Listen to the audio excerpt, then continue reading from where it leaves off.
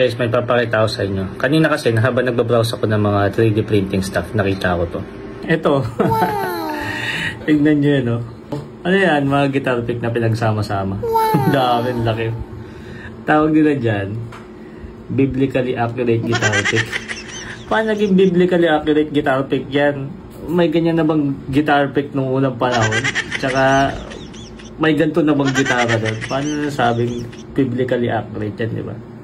Sino ba nag-design yan? Tsaka, may gagawa ba yan? Sayang sa oras yan, tsaka sayang sa resources yan eh. Wow! Wow! Wow! Biblically accurate guitar pick.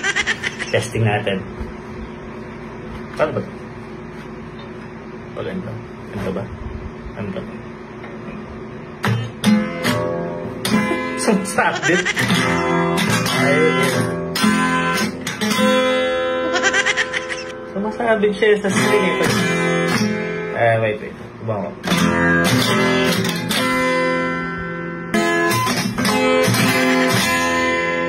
Wait. Ganito kaya natin. Slant natin konti. Para medyo mag-slide siya. Ayun! Pwede. Naka-slant. Testing.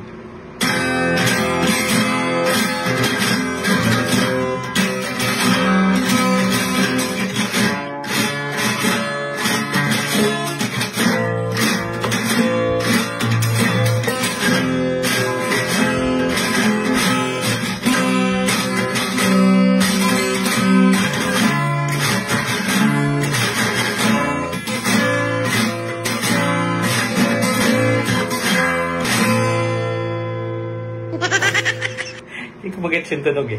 Pero yan guys, biblically accurate guitar pick. Hindi ko lang alam kung saang book at verse sa Bible to. Pero still